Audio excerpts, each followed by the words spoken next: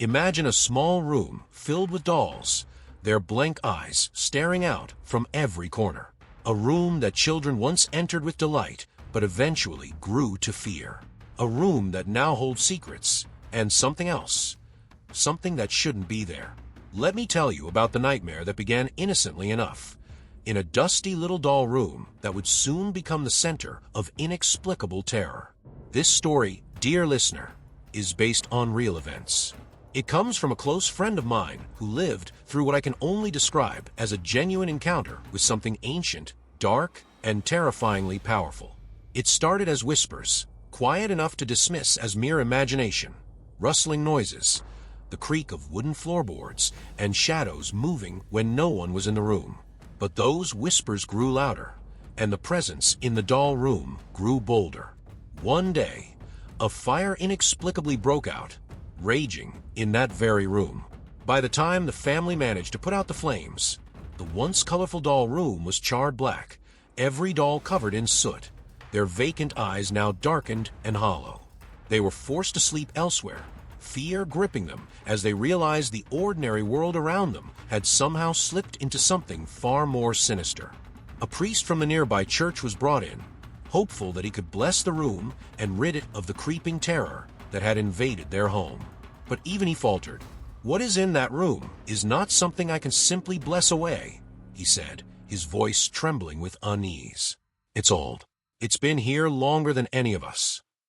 His words lingered, sending a chill through everyone in the room. The family realized they were dealing with something far beyond their understanding, far beyond what their faith alone could dispel. Desperate and scared, the family turned to a local spiritual center. They knew they had to face this horror, but with every step forward, the fear grew stronger. That night, when the mediums came to help, they could sense it immediately. The gates slammed shut behind them, as if the house itself had a will, a warning, perhaps. The two mediums exchanged glances. Their faces were a mix of fear and reluctant determination. They continued to the front door, which refused to budge, no matter how much they pulled or pushed. It was as if an unseen force held it shut, trying to keep them out, and the unease only deepened from there. Now, as you listen to this tale, I invite you to imagine standing at that threshold. Imagine the heavy silence, the darkness just beyond the door, and the knowledge that something ancient, malevolent, and incredibly patient is waiting on the other side. Before we proceed any further into this nightmare, I urge you, if you enjoy stories of the unexplained and the terrifyingly real, click that like button, subscribe to Sinister Stories, and share this video with those who crave the thrill of darkness. For this is only the beginning of a tale that will take you to the edge of what we know, and far, far beyond into the chilling unknown. The house was old, with a worn exterior that seemed to whisper its age through cracked paint and creaking windows. It stood at the end of a lonely street, surrounded by towering trees that loomed like silent guardians, casting long, eerie shadows over the property. Inside, the rooms were filled with the remnants of forgotten years, faded photographs, dusty furniture, and the kind of darkness that clung to the air even in daylight. But was the doll room that held the deepest secrets, a room hidden at the back of the house, accessible only through a narrow hallway that seemed to get colder with each step closer.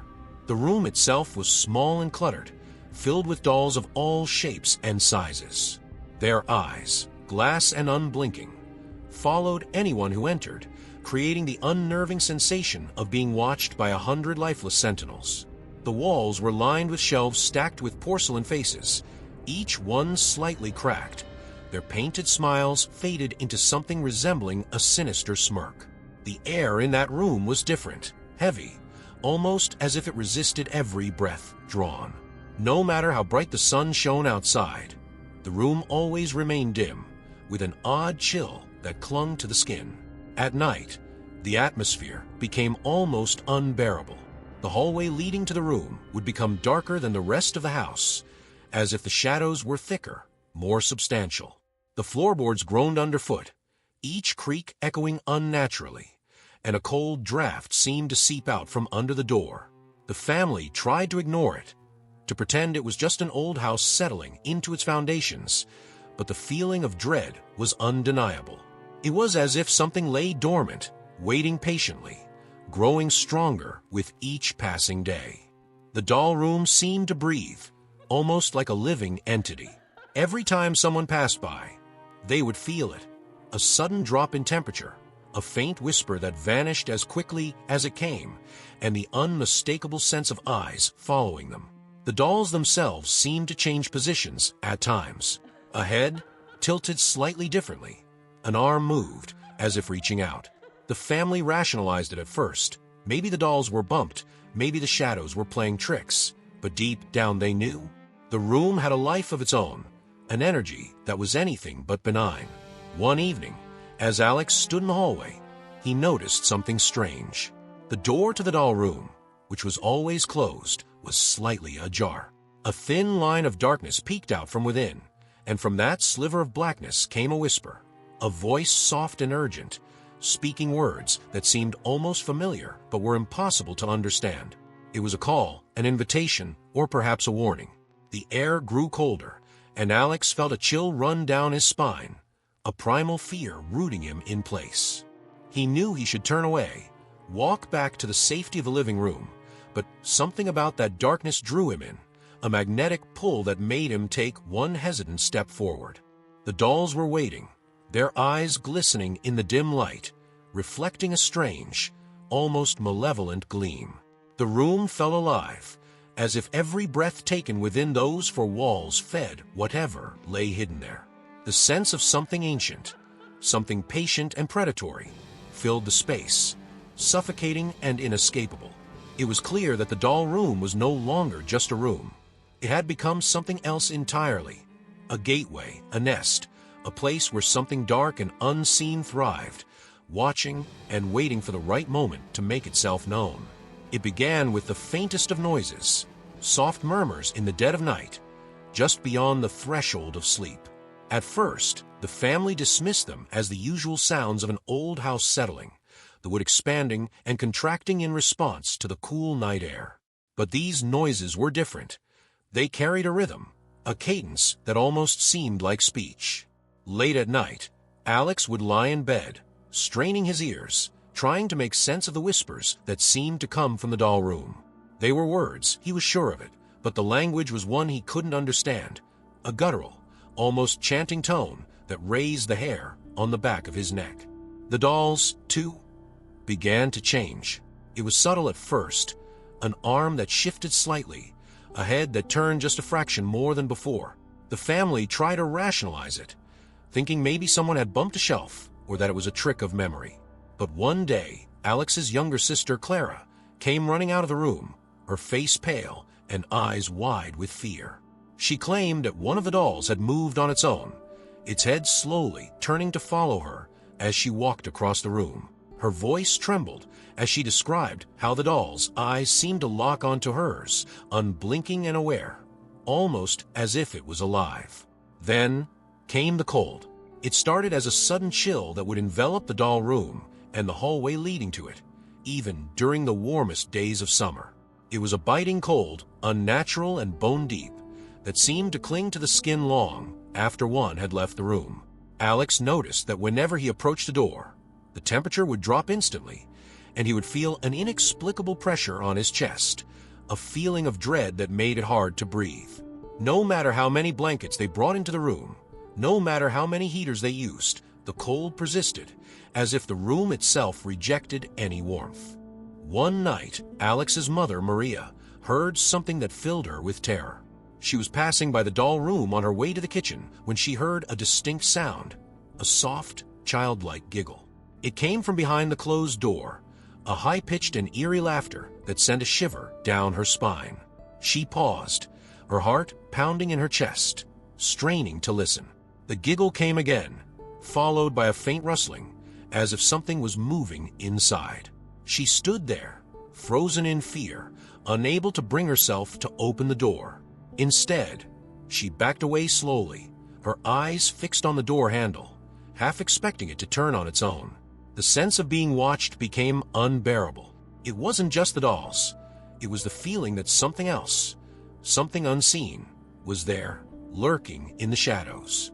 The family began avoiding the doll room altogether, closing the door tightly and pretending it didn't exist. But that only seemed to make things worse. The door would creak open on its own, just a crack, enough to reveal the darkness within.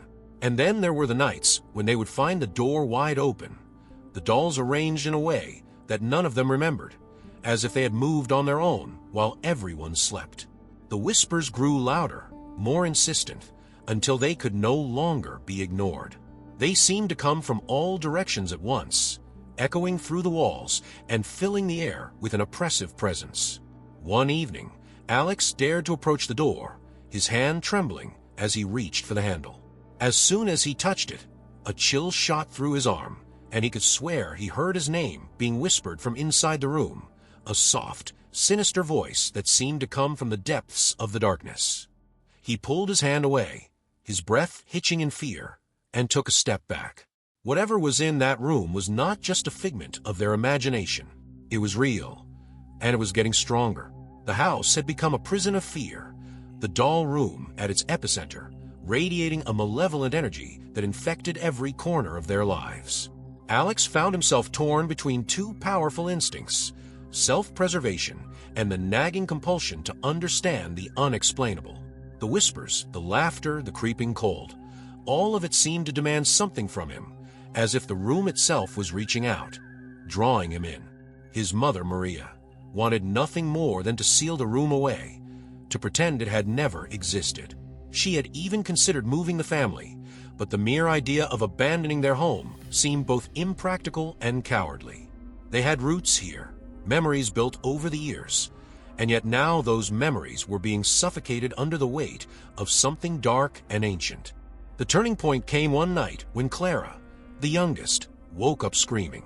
She claimed she had seen a figure standing in the hallway, just outside her room, a figure that looked like one of the dolls, but larger, with long, thin fingers and a twisted smile that seemed to stretch impossibly wide.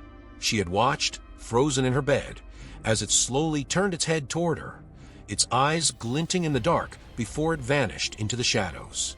The fear in her voice was palpable, her tears genuine, and that was when Alex knew they couldn't ignore it anymore. Whatever haunted that room was no longer content to stay hidden. It was starting to reach out, to cross the boundaries of the room and into their lives. Alex faced a choice, one that haunted him as much as the presence in the house. Should they continue to ignore the escalating terror, hoping it would eventually fade away? Or should they confront it, risk everything to put an end to whatever malevolence had taken hold of their home? He was terrified, every fiber of his being telling him to stay away, to leave the room locked and untouched. But at the same time, he couldn't shake the feeling that ignoring it was exactly what the entity wanted. It thrived on their fear, their hesitation, and every moment they spent avoiding the room seemed to make it stronger. After much debate, Alex convinced his mother that they needed to take action. They reached out to the local church, hoping that a blessing might bring them some peace. The priest they contacted, Father Gabriel, was a kind but cautious man. When he arrived, he could sense the unease that hung over the house, the cold that seemed to seep from the walls. He agreed to help, though his eyes held a glint of doubt. He had seen things before, things that defied explanation, and he could feel that this was different, something far more sinister than an ordinary haunting. Father Gabriel entered the doll room with his holy water and prayer book, his voice steady as he began the rites of blessing. Alex and Maria stood at the doorway, watching, their hearts pounding as the room seemed to darken around the priest. The air grew colder still, the temperature dropping so rapidly that their breath fogged in the dim light. The dolls seemed to watch, their eyes reflecting the flickering candlelight, and Alex could swear he saw one of their heads turn ever so slightly to follow Father Gabriel as he moved. Suddenly, the candle flames flickered and went out, plunging the room into darkness. There was a noise, something between a growl and a hiss, that seemed to come from every direction at once. Father Gabriel stumbled back, his face pale, his eyes wide with a fear he tried to mask. He turned to Alex and Maria, his voice trembling as he spoke. "This is not something I can handle alone," he said.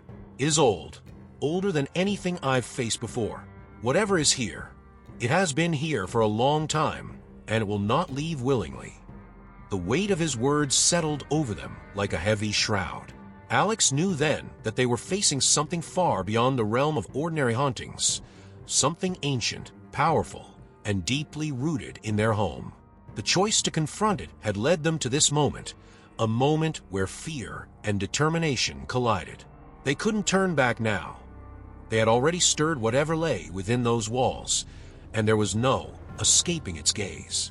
The next step would be even more dangerous, and as Father Gabriel left to seek further help, Alex felt the cold fingers of dread tighten around his heart. Whatever came next, they would have to face it together, but the question lingered, would they survive it? The night of the confrontation was one that Alex would never forget. The family had contacted a spiritual center, and two mediums, Elena and Mateo, had agreed to come to the house. They arrived as the sun was setting, the sky painted with streaks of crimson, casting an ominous glow over the old home. The mediums looked uneasy as they approached the house, their eyes scanning the shadows that seemed to stretch longer around this place. The moment they stepped through the gate, it slammed shut behind them with a force that echoed through the quiet street. The air seemed to hold its breath, and the mediums shared a tense glance, their faces reflecting a mix of fear and determination. Alex watched from the doorway as Elena and Mateo made their way toward the house. Every step they took seemed heavier, as if an unseen force was trying to hold them back. When they reached the front door, they found it closed, even though it had been left ajar for their arrival. Mateo tried to turn the handle, but it refused to budge. He pushed harder, and the door rattled in its frame, as if something on the other side was keeping it shut. The cold crept in again, seeping into their bones, and Mateo looked back at Alex, his eyes narrowed. "It's resisting," he said, his voice low, almost a whisper. "Whatever is here, it knows we're coming." After several attempts, they managed to force the door open, though it's splintering slightly at the bottom as they stepped into the house. The air inside was thick, oppressive, and the dim light seemed to struggle against the darkness that pooled in every corner. The doll room was their destination, and as they approached, Alex felt the fear in his chest tighten like a vice. The hallway leading to the room seemed longer than usual, stretching into an abyss where the air grew colder and the shadows darker with every step. Elena led the way, holding a crystal that glowed faintly in the dim light.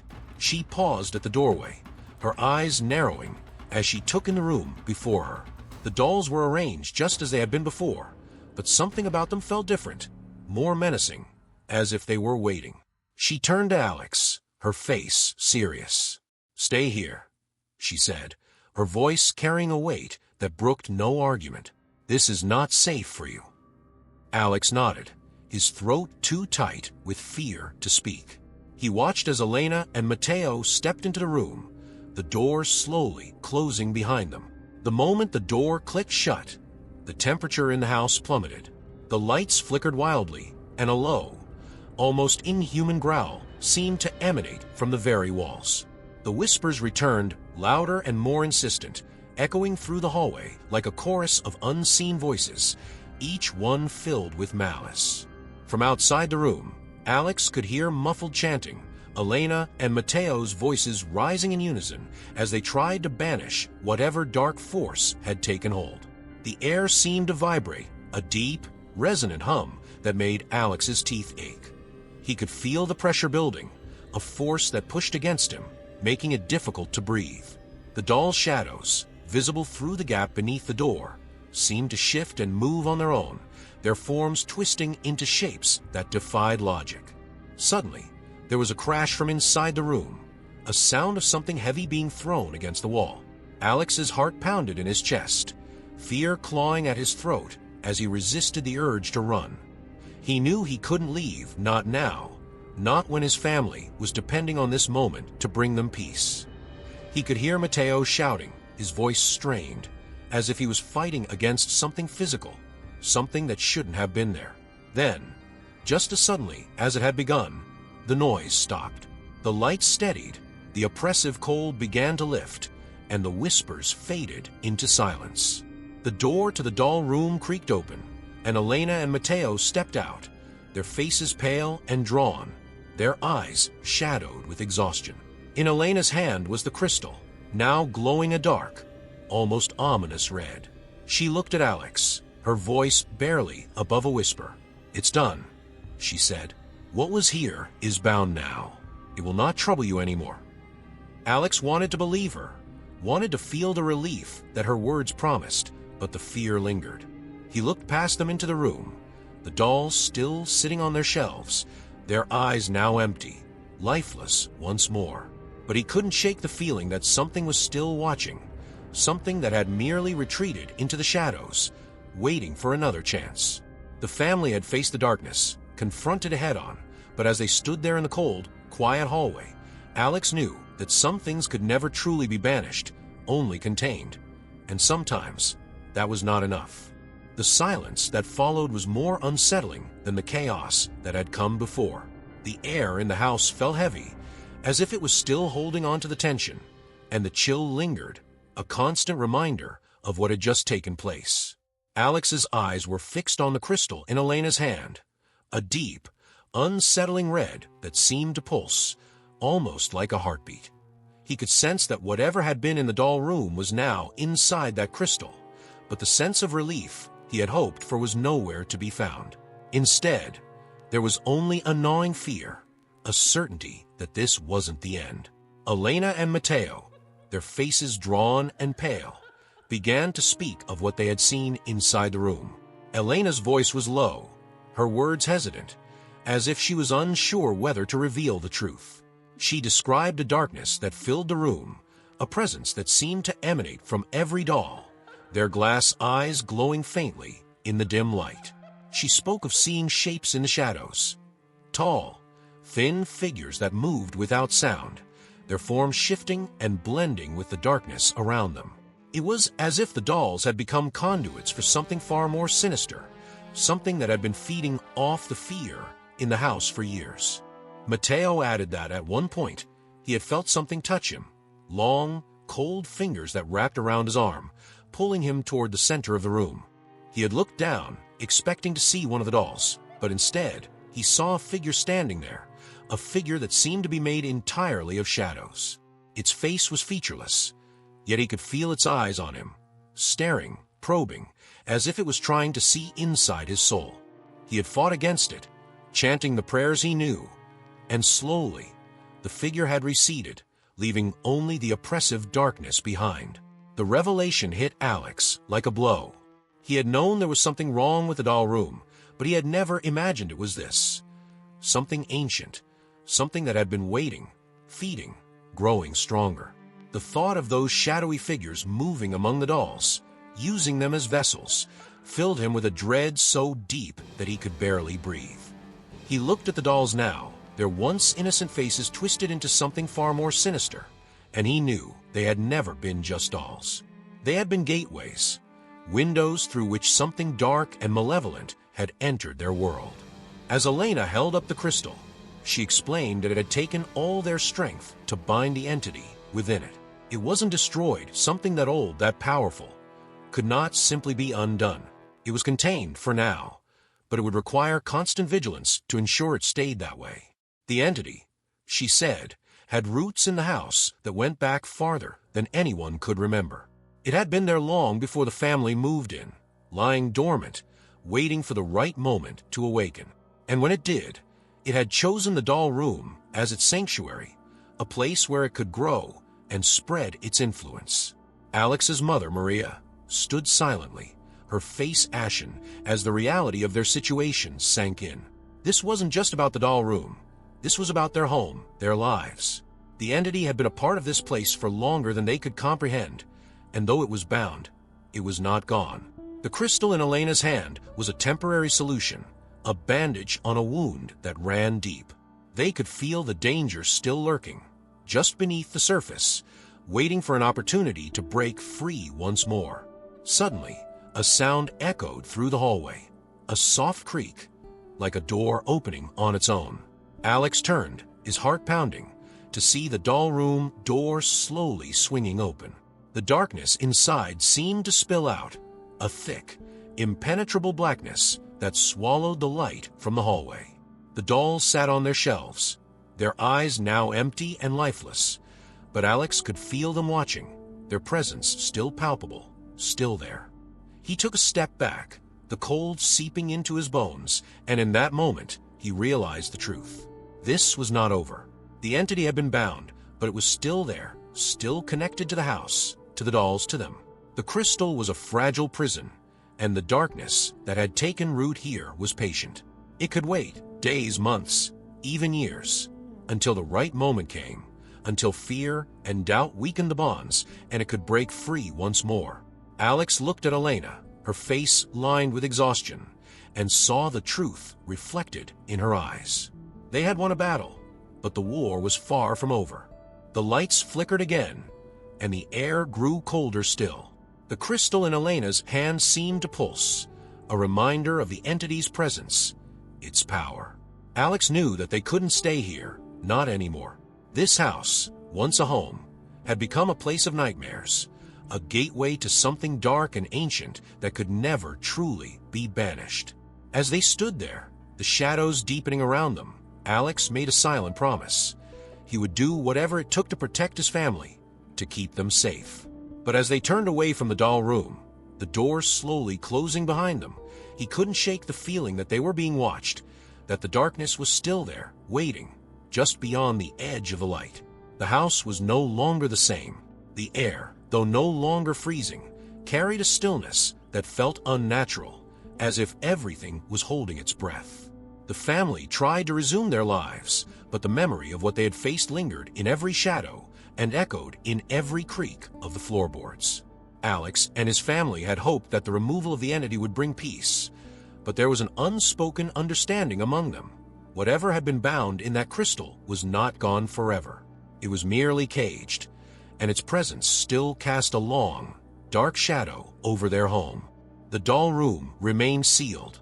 No one dared enter, not even to clean up the aftermath. The dolls, now covered in dust, sat in their darkened corners, their expressions frozen in eerie half-smiles. The door was locked, and Alex's mother had placed a heavy piece of furniture in front of it, as if that would be enough to keep whatever darkness lurked beyond from escaping again.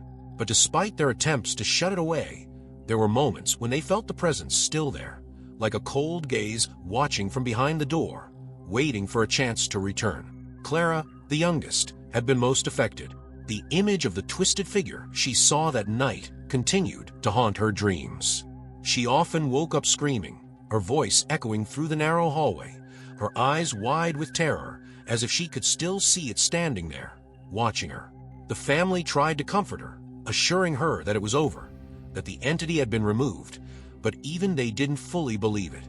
The fear in Clara's eyes was a reflection of their own, a fear that could not be so easily dispelled. One evening, as they gathered in the living room, trying to regain a sense of normalcy, a loud thud echoed through the house. It came from a hallway, near the doll room. They all froze, their eyes darting toward the direction of the sound. Alex's heart began to pound, and he exchanged a look with his mother, who was pale and trembling. Slowly, cautiously, Alex got up, taking a flashlight with him. The hallway was dark, and the air seemed thicker, the shadows deeper as he approached the source of the noise. The heavy piece of furniture that had been placed in front of the doll room door had shifted, moved a few inches away, as if something from inside had pushed it. The door itself was still closed, but Alex could see that it wasn't fully latched. There was a gap, just enough to reveal the darkness within. He swallowed hard, a chill running down his spine. He reached out, hesitating for a moment before pressing his hand against the door to close it. The second his hand touched the wood, a cold breeze seemed to emanate from the gap, carrying with it the faintest whisper, a voice that seemed to call his name, soft, almost pleading. Alex jerked his hand back, his breath caught in his throat. The whisper had been real. He was certain of it. He turned away, forcing himself to walk back to the living room, trying to ignore the feeling that something was watching him from the darkness of that room. He could feel the eyes of the dolls on him, the weight of their gaze following his every step. When he returned to his family, he tried to smile, tried to reassure them that it was nothing, that the noise had just been the house settling. But the look in his eyes betrayed the truth. Something was still there, waiting, lurking. Days turned into weeks, and the family continued to live in the house, though it no longer felt like a home. They avoided the doll room, kept the hallway light on at all times, and never spoke of what had happened.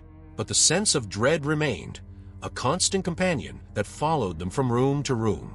The entity had been bound, but its influence was still palpable, as if it had left a part of itself behind, a shadow that would never truly fade. One night, as Alex lay in bed, he heard again the soft sound of a child's laughter, distant but unmistakable, coming from the direction of the doll room. He closed his eyes, his heart pounding, refusing to acknowledge it, refusing to let the fear take hold.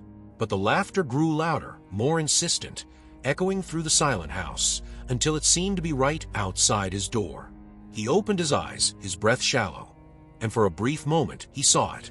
A figure standing in the hallway, its outline barely visible in the dim light, its head tilted as if watching him.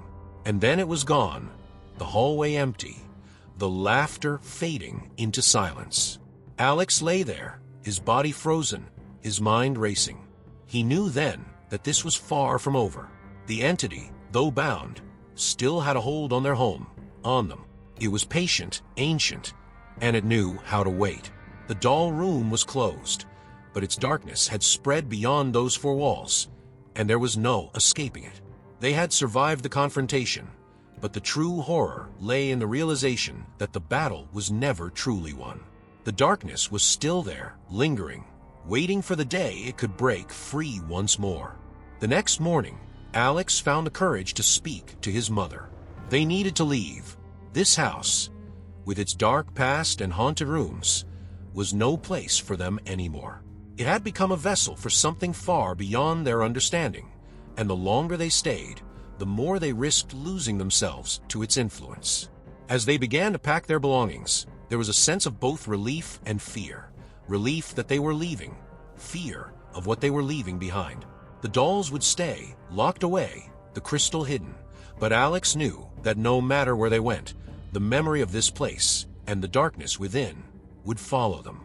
As they drove away, the house stood silent, its windows dark, the doll room sealed but never forgotten. And in the stillness of that empty house, the faint sound of whispers began again, echoing through the hallway, slipping through the cracks of a door that could never truly be closed. Leaving the house brought a sense of momentary freedom, as if they had finally escaped the grip of something malevolent. Yet, as the days turned into weeks and they settled into a new place, the feeling of safety remained elusive. The shadows in their new home seemed longer, the air often colder, and every sudden noise set their hearts pounding. Alex tried to dismiss these fears as remnants of their traumatic experience, but deep down, he knew it was more than that. The entity had left its mark on them, a lingering shadow that followed even though they had left the house behind. Clara, once a bright and cheerful child, had grown quiet and distant. She refused to sleep alone, always insisting that she saw something standing in the corner of her room when the lights went out. Alex would sit by her bedside, holding her hand, assuring her that they were safe now, that whatever had haunted them was gone.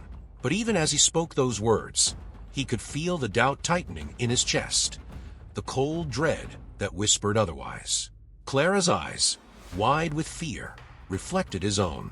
The image of the twisted figure of the dolls and their hollow stares haunted her dreams and refused to let her forget. One night, as Alex sat in the dimly lit living room, he heard it again, the unmistakable sound of soft, childlike laughter. It was faint, almost as if it was coming from far away, but it was there. His heart sank, his stomach twisting in fear as he strained to listen.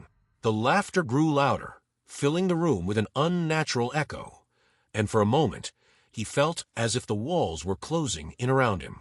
He turned his head slowly, and in the darkness beyond the edge of a lamp's glow, he saw a figure, a silhouette that seemed to shift and flicker, its head cocked at an odd angle, watching him.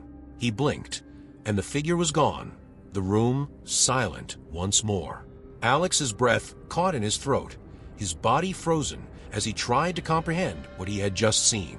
He knew then, with a sickening certainty, that they had not escaped. The entity, or at least a part of it, had followed them. It was tied to them now, connected through the fear it had fed upon, through the memories that refused to fade. The doll room, the whispers, the laughter, it was all still with them, and it always would be. Alex decided not to tell his mother or Clara. They were trying so hard to move on, to leave behind the nightmares that had consumed their lives. He couldn't bring himself to burden them with the knowledge that the darkness was still there. But the weight of it pressed on him, growing heavier with each passing day. The shadows seemed to move when no one was looking. The cold returned in sudden, inexplicable waves, and the sense of being watched became a constant presence, an unwelcome reminder that their ordeal was far from over. One evening, as they sat down for dinner, the lights flickered, once, twice, and then went out completely. The room plunged into darkness, and for a moment, all they could hear was the sound of their own breathing. Alex felt a chill creep up his spine, and then, from the hallway, there was a noise, a soft creak, followed by the sound of something shifting, moving slowly toward them. He reached for a flashlight, his hands trembling, and turned it on, pointing it toward a hallway. The beam cut through the darkness, illuminating nothing but empty space. Yet, the feeling of dread remained, the sense that something was just out of sight, lurking in the shadows. His mother tried to smile, tried to reassure Clara that it was just a power outage, nothing more. But Alex could see the fear in her eyes, the unspoken understanding that this was not just about the lights. The entity was still with them, still feeding on their fear, still waiting. The crystal, left behind in the old house, had not been enough.